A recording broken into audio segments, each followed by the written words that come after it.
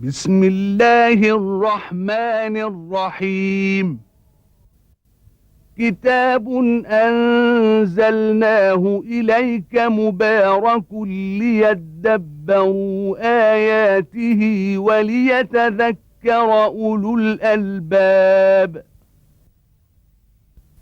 صدق الله العظيم.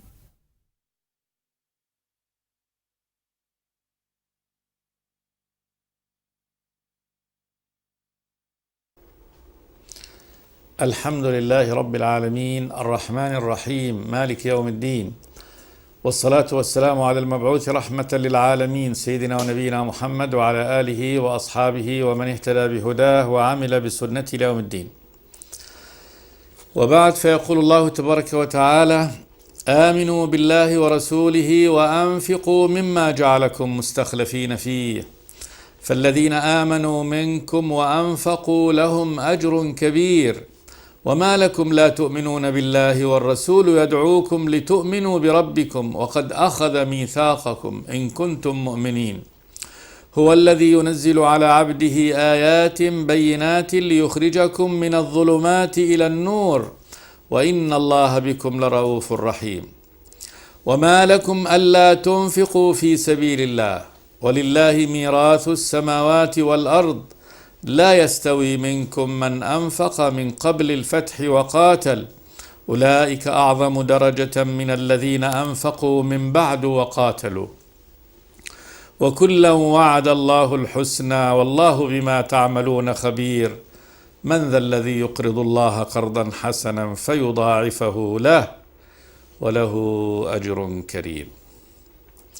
سورة الحديد من القرآن المدني، بدأها الله تبارك وتعالى ب6 آيات في بيان أسمائه وصفاته سبحانه وتعالى، تعليما لعباده المؤمنين بذاته العلية وصفاته الجليلة جل وعلا. ثم بعد أن عرف الله تبارك وتعالى العباد بأسمائه وصفاته، بدأ بقوله: سبح لله ما في السماوات والأرض وهو العزيز الحكيم، إلى أن قال سبحانه وتعالى: يولج الليل في النهار ويولج النهار في الليل وهو عليم بذات الصدور. جاء موضوع هذه السورة وهو حث الله تبارك وتعالى عباده المؤمنين على الإيمان به سبحانه وتعالى والإنفاق في سبيله، وبهذا يقوم الدين، وبهذا هذا هو طريق العلا إلى الله تبارك وتعالى، الإيمان والإنفاق في سبيل الله. فقال: آمنوا بالله ورسوله وأنفقوا مما جعلكم مستخلفين فيه، فالذين آمنوا منكم وأنفقوا لهم أجر كبير. آمنوا بالله ورسوله، دعوة من الله تبارك وتعالى لعباده المؤمنين أن يؤمنوا به وبرسوله صلوات الله وسلامه عليه، يؤمنوا به وهو الذي وصف نفسه بهذه الصفات سبحانه وتعالى، وأقام الأدلة والشواهد التي كلها تدل على أسمائه وصفاته، والأول والآخر والظاهر والباطن وهو بكل شيء عليم. ورسوله الذي أقام الله تبارك وتعالى الأدلة على صدقه وأمانته. وأنفقوا مما جعلكم مستخلفين فيه، دعوة إلى الإنفاق وبيان تسهيل هذا الأمر، إنه هذا المال أنت ما باقي فيه، مال زائل، أنت هو عارية عندك، مما جعلكم مستخلفين فيه، تخلف غيرك وستخلفه بعد ذلك، والجميع سيخلفونه إلى ملك السماوات والأرض سبحانه وتعالى. فالذين آمنوا منكم وأنفقوا لهم أجر كبير، هذا عرض وحث على الأجر العظيم لمن ينفق ماله في سبيل الله. ثم قال جل وعلا بالنسبة للإيمان، الآن دعوة إلى الإيمان والإنفاق، قال: وما لكم لا تؤمنون بالله والرسول يدعوكم لتؤمنوا بربكم وقد أخذ ميثاقكم إن كنتم مؤمنين. يعني ما الذي يمنعكم من الإيمان، والحال أن هذا الرسول قائم في وسطكم يدعوكم إلى من؟ إلى ربكم سبحانه وتعالى. ومعنى يدعوكم إلى ربكم إلى المتفضل عليكم، إلى الذي أنشأكم سبحانه وتعالى، والذي خلقكم، والذي عنده ما عنده سبحانه وتعالى من العطاء والمن، وكذلك عنده ما عنده سبحانه وتعالى من العقوبة، فهو يدعوكم إلى ربكم، والنجاة يعني من عقوبته بالفرار إليه سبحانه وتعالى. والرسول يدعوكم لتؤمنوا بربكم وقد أخذ ميثاقكم.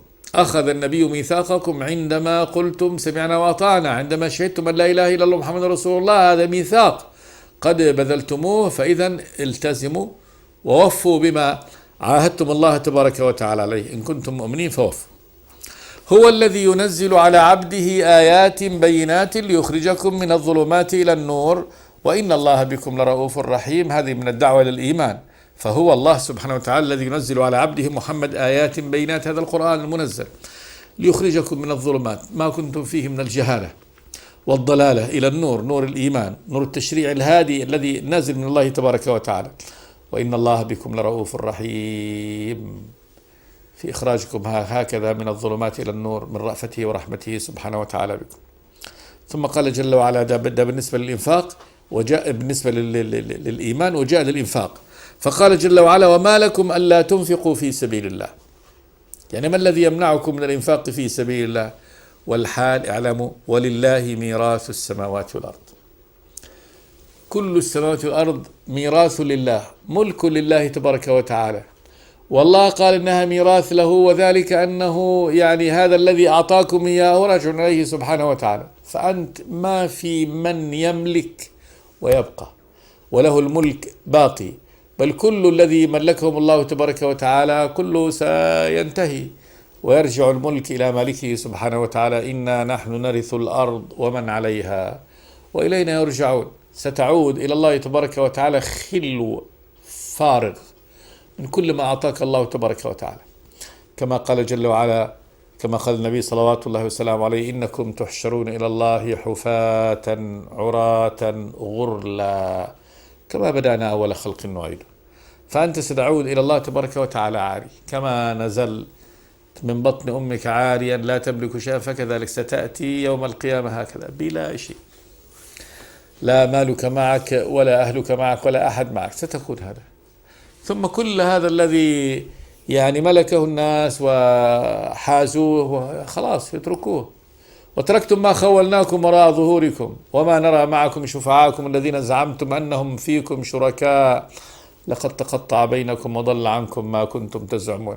هذا يقال للذين يعني اغتروا بهذه الدنيا، يقول لهم الله: وتركتم ما خولناكم، ما أعطيناكم في الدنيا وهكذا تركتموه، وتركتم ما خولناكم وراء ظهوركم. ثم يقول الله لهم: وما نرى معكم شفعاءكم الذين زعمتم أنهم فيكم شركاء لقد تقطع بينكم وضل عنكم ما كنتم تزعمون. فالله يقول لعباده: ما الذي يمنعك أن تنفق في سبيل الله والحال أن لله ميراث السماوات والأرض؟ له ملكها أولا، هو مالكها سبحانه وتعالى وأنت مستعير، ثم في النهاية أنت ستترك هذا المستعار، هذا الذي أخذته من الله تبارك وتعالى سيترك، والله تبارك وتعالى هو وارثه وراجع إليه. فإذا إيش حقه؟ لما تتمسك بهذا المال وأنت لست باق فيه، ما أنت قاعد معاه ولا أنت هو أنت ستتركه كله هو. فإذا أنفقه لا لتجده مستقبلا عند الله تبارك وتعالى. وما لكم ألا تنفقوا في سبيل الله ولله ميراث السماوات والأرض. ثم جاء هنا إغراء الله تبارك وتعالى وبيان رحمته وأن الإنفاق عند الله. قال: لا يستوي منكم من أنفق من قبل الفتح وقاتل أولئك أعظم درجة من الذين أنفقوا من بعد وقاتلوا وكلا وعد الله الحسنى والله بما تعملون خبير. هذا بيان يعني عظم أجر من أنفق في وقت الشدة وفي وقت المحنة قبل الفتح.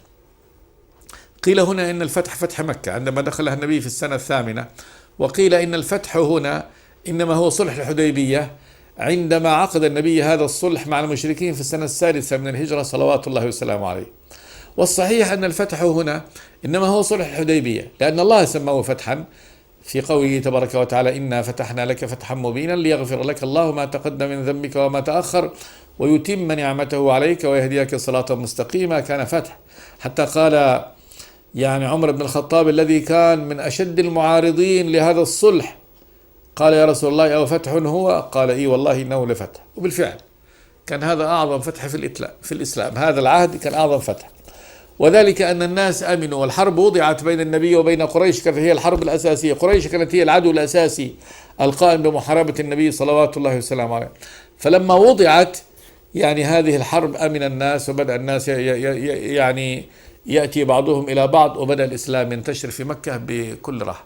ما أصبح هناك بقى تعذيب وفتنة لهؤلاء، فانتقل الناس وآمن. ولذلك دخل كثير من الصف الثاني من المشركين كخالد بن الوليد، عمرو بن العاص، هذول اللي كانوا تحت الكبار من أمثال أبو جهل بن هشام، العاص بن وائل، غيره أمية بن خلف، أبي بن خلف، هذول الصف الكبير، هؤلاء هلكوا، وجاء هذا الصف دخل في الإسلام في هذا الوقت. لا يستوي منكم من أنفق من قبل الفتح، صلح الحديبية الذي كان الفتح الأعظم، وقاتل في هذا الوقت. والذين قاتلوا هذا قاتلوا بدر، وقاتلوا أحد، وقاتلوا الخندق، وقاتلوا بني المصطلق، فقاتلوا كل هذا كان قبل الفتح. أولئك الذين فعلوا هذا أعظم درجة من الذين أنفقوا من بعد في سبيل الله وقاتلوا بعد هذا، كمن قاتلوا في فتح مكة عندما فتحت بعد ذلك، أو في فتح خيبر، أو في القتال بعد ذلك. ومما يدل على أن هذه الآية إنما يعني تعني هؤلاء الذين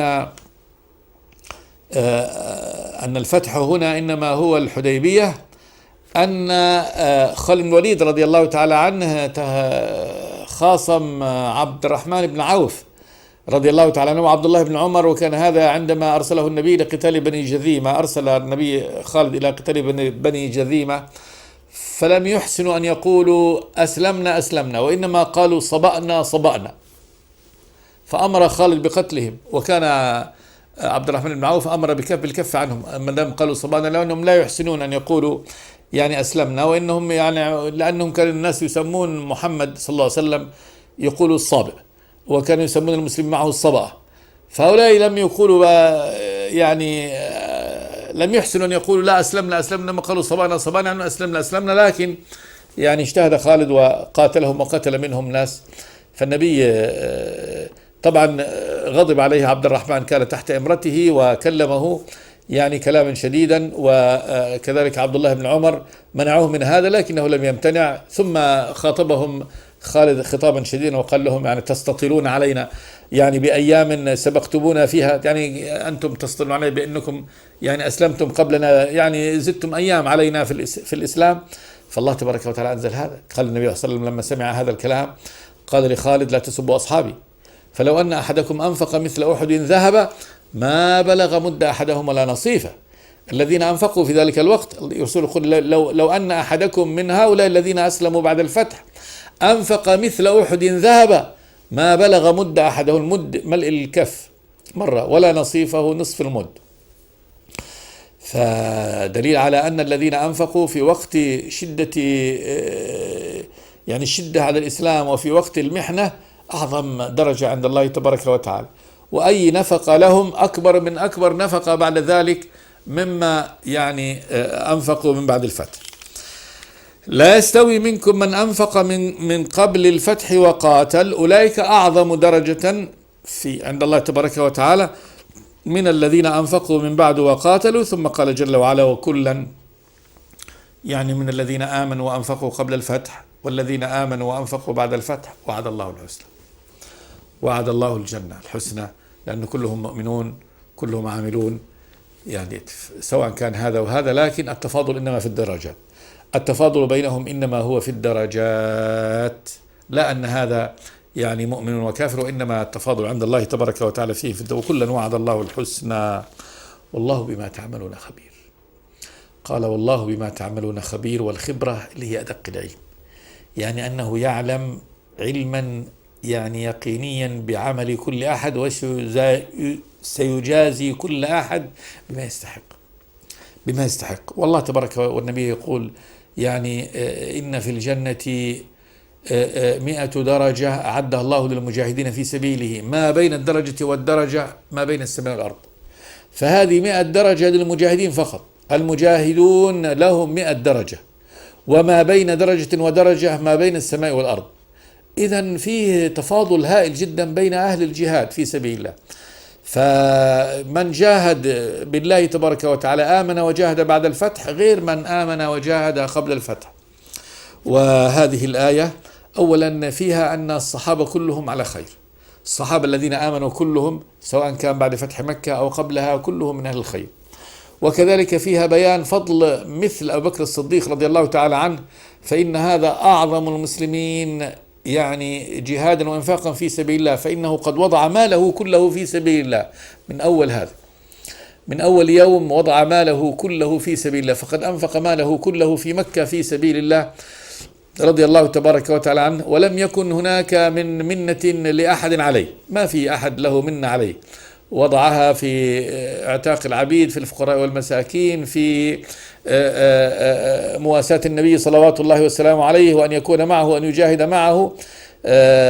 فالإعداد للهجرة كلها كان من مال الصديق رضي الله تعالى عنه. ولذلك قال النبي في قبل موته: إن أمن الناس علي في صحبته وماله أبو بكر، ولو كنت متخذا من أهل الأرض خليلا لاتخذت أبا بكر خليلا، ولكن صاحبكم خليل الرحمن. فمثل هذه الآية الحظ الأوفر يعني يناله مثل أبو بكر الصديق رضي الله تعالى عنه. لا يستوي منكم من أنفق من قبل الفتح وقاتل أولئك أعظم درجة من الذين أنفقوا من بعد وقاتلوا وكلا وعد الله الحسنى. كلا من الذين آمنوا وأنفقوا قبل الفتح والذين آمنوا وأنفقوا بعده وعد الله الحسنى الجنة.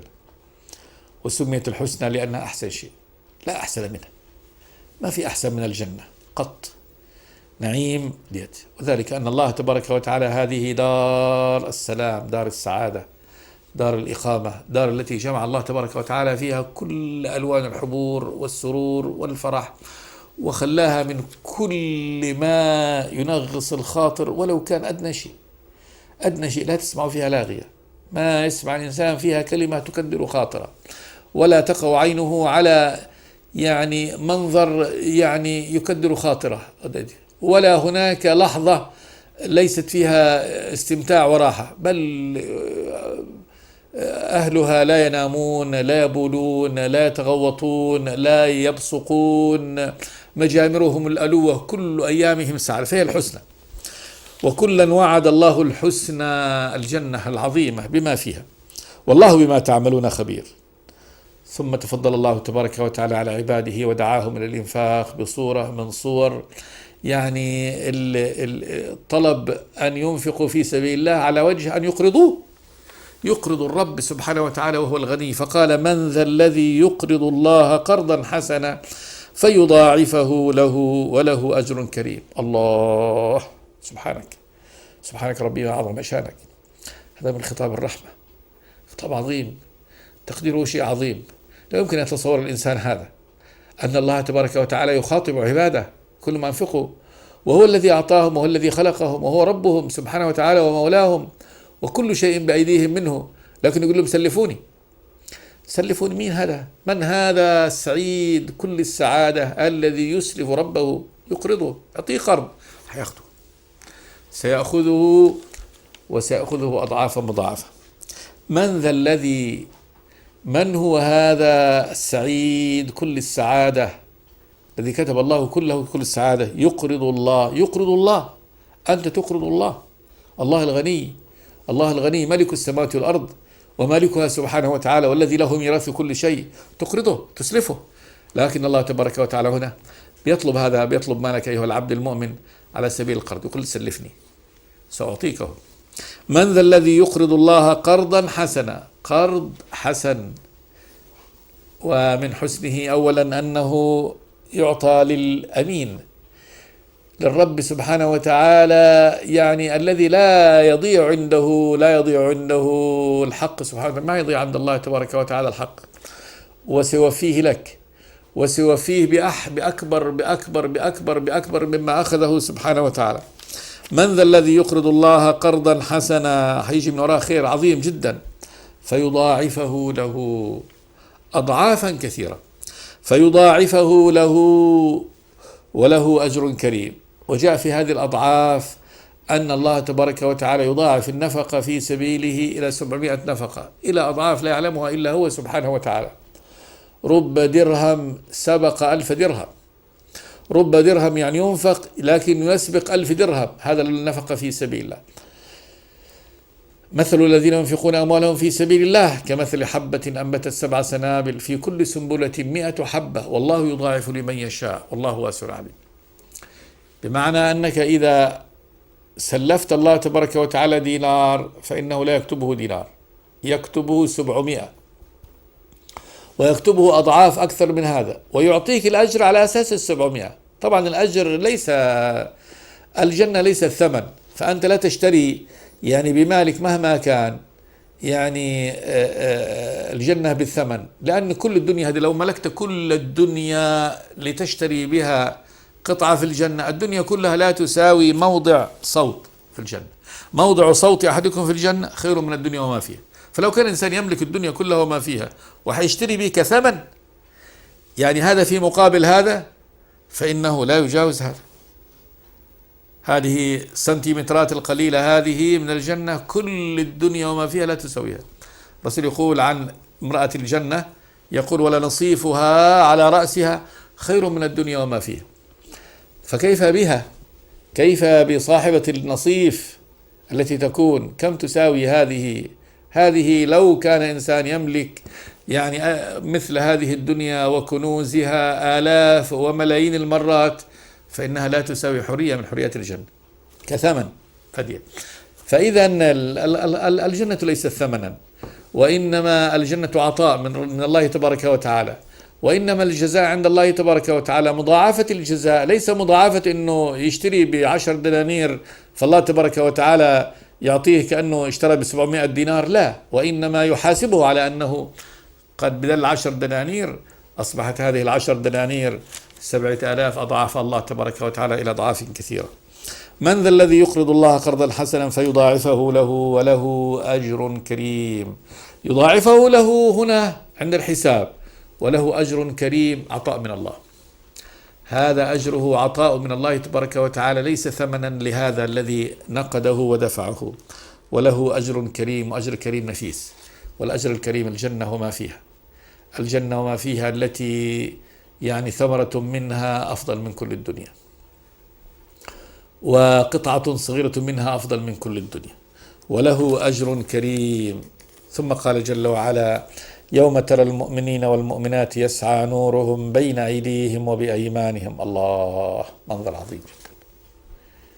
الله هنا ينقلنا سبحانه وتعالى إلى منظر بهي عظيم، الطريق إلى الجنة، طريق المؤمنين إلى الجنة وهم في يعني عرصات يوم القيامة. ثم منظر هائل بشع جدا، منظر المنافقين. يوم ترى المؤمنين والمؤمنات يسعى نورهم بين أيديهم وبأيمانهم بشراكم اليوم جنات تجري من تحتها الأنهار خالدين فيها ذلك هو الفوز العظيم. يوم يقول المنافقون والمنافقات للذين آمنوا انظرونا نقتبس من نوركم قيل ارجعوا وراءكم فالتمسوا نورا فضرب بينهم بسور له باب باطنه فيه الرحمة وظاهره من قبله العذاب ينادونهم ألم نكن معكم قالوا بلى ولكنكم فتنتم أنفسكم وتربصتم وارتبتم وغرتكم الأماني حتى جاء أمر الله وغركم بالله الغرور فاليوم لا يؤخذ منكم فدية ولا من الذين كفروا مأواكم النار هي مولاكم وبئس المصير. نقلة ينقلنا الله تبارك وتعالى في هذا الحديث العظيم إلى يوم القيامة ويرينا أثر الإيمان الحقيقي والإنفاق في سبيل الله. الذي أنفق في سبيل الله هذا برهان على إيمانه، والذي آمن الإيمان الحقيقي هذا انظروا ماذا يعني جزاؤه. وأما المنافق اللي كان مع المؤمنين سار معهم ولكنه لم يؤمن إيمانا حقيقيا ولم ينفق في سبيل الله، انظر هذا حال هذا وحال هذا. يوم القيامة يوم ترى المؤمنين والمؤمنات يسعى نورهم بين أيديهم وبأيمانهم. يسعى سعي النور مشوا، شوف إنسان يسير بنور وحيثما يسير فالنور يعني نوره يمتد أمامه. وهذا النور كل أحد جاء في الحديث أن نور كل أحد بمقداره، بمقدار عمله وإيمانه وإنفاقه يكون نوره. فإنسان يكون نوره كالجبل، وجاء في الحديث أن نوره يعني يكون ما بين مكة وصنعاء. هذا نور واحد من أهل الإيمان. ومنهم من يكون نوره دون ذلك، ومن يكون نوره جاء ابن مسعود يقول نوره كالنخلة، ومنهم من يكون نوره نوره صغير على طرف إصبعه فقط، هذا نوره الذي كان له. فنور كل إنسان على قدر إيمانه. يوم ترى المؤمنين والمؤمنات يسعى نورهم، يسير نورهم حيث ساروا، بيمشي فبيكون يكون نوره أمامه بين أيديهم وبأيمانهم، نورهم بأيمانهم أو بأيمانهم كتبهم، يسعى نورهم بين أيديهم وبأيمانهم، ثم يقال لهم بشراكم اليوم جنات تجري من تحتها الأنهار. هذه قول الملائكة لهم، بشراكم، البشرى التي نزفها لكم اليوم، في هذا اليوم العصيب الذي هو اليوم الأخير بقى، اليوم الذي سيتحدد بقى فيه كل يعني المآب والمصير. بشراكم اليوم جنات بساتين تجري من تحتها الأنهار، من تحت قصورها ومن تحت أشجارها، الأنهار خالدين فيها، ستمكثون فيها مكثا، ما حطلعوا، ما في خروج، وإنما ماكثون، ستمكثون في هذه الجنة مكثا أبديا، خالدين فيها باقين فيها بقاء سرمديا أبديا. ذلك هو الفوز العظيم. ذلك يعني الخلود في هذه الجنة هو الفوز العظيم، الفوز خلاص، الوصول إلى يعني منتهى مراد الإنسان وغاية ما يؤمله وغاية ما هذا أكبر غاية ممكن أن يعني يصلها الإنسان، هو الفوز، هذا الفوز العظيم. مو الفوز العظيم هو أنه الإنسان يفوز بسيارة في السحب، ولا يفوز بقطعة أرض، ولا يفوز بكذا، هذا شيء جزئي جدا. لا مجال للمقارنة بين الفوز بالجنة التي ملك الإنسان فيها كالدنيا وعشرة أمثالها وأكثر من ذلك، ويمكث فيها مكثا أبديا في أهله وماله لا يكدره شيء ويسعده كل شيء عنده. هذا هو الفوز العظيم، ذلك هو الفوز العظيم حقيقة. ثم قال جل وعلا يوم يقول المنافقون والمنافقات للذين آمنوا انظرونا نقتبس من نوركم. المنافقون من الرجال والمنافقات من النساء يقولون لأهل الإيمان وقد جاءوا بلا نور، لأنهم لم يكن لهم إيمان فيأتون بلا نور، عقوبة لهم من الله تبارك وتعالى بالظلمة. فيقول المؤمن انظرونا، منين أخذتوا النور هذا؟ يعني تمهلوا في مسيركم، وهذا مسيرهم إلى الصراط، حتى نقتبس من نوركم، نقتبس من النور الذي اقتبستم منه. منين أخذتوا النور هذا؟ انتظروا حتى نقتبس نور، والقبس هو الجزء من النور، من نوركم، من نور الذي اقتبستم منه. قيل لهم، تقول له الملائكة ارجعوا فالتمسوا نورا، النور في الخلف، يعني النور هناك في الخلف، ارجعوا فالتمسوا نورا. وهذا مخادعة الله تبارك وتعالى، لأنهم خدعوا أنفسهم في الدنيا، كما قال تبارك وتعالى إن المنافقين يخادعون الله وهو خادعهم. حيشوفوا الخدعة، شوفوها في الدنيا وفي الآخرة. فهذه الخدعة في الآخرة أنه يقال لهم ارجعوا وراءكم فالتمسوا نورا، فإذا خرجوا من صف المؤمنين الذين أعطاهم الله تبارك وتعالى هذا النور وهم يسيرون فيه إلى الصراط إلى الجنة، ورجعوا خلفهم، عند ذلك لا يجدوا شيء، ثم يضرب يعني بالحال، يضرب جدار بين أهل الإيمان الذين أصبحوا جهة يعني الجنة، وبين أهل النار الذين وقع هذا الجدار وأصبحوا من جهة النار. فضرب بينهم بسور، حاجز، جدار، له باب باطنه فيه الرحمة، باطن هذا السور فيه الرحمة اللي هو جهة رحمة الله تبارك وتعالى جنته ورضوانه، وظاهره الذي هو أصبح جهة المنافقين من قبله العذاب. ينادونهم من وراء السور، هؤلاء المنافقون ينادون أهل الإيمان ألم نكن معكم؟ يعني في الدنيا ما كنا معكم، نصلي معكم ونصوم معكم، وكنا نحج معكم، وكنا في الجهاد معكم، وكذلك كنا الآن في الموقف واحد كنا معكم. قالوا بلى ولكنكم فتنتم أنفسكم وتربصتم وارتبتم وغرتكم الأماني حتى جاء أمر الله وغركم بالله الغرور فاليوم لا يؤخذ منكم فدية ولا من الذين كفروا مأواكم النار هي مولاكم وبئس المصير. لهذه الآية إن شاء الله سنعود إن شاء الله لنعيش معها في الحلقة الآتية إن شاء الله. استغفر الله لي ولكم من كل ذنب. الحمد لله رب العالمين. بسم الله الرحمن الرحيم. كتاب أنزلناه إليك مبارك ليدبروا آياته وليتذكر أولو الألباب. صدق الله العظيم.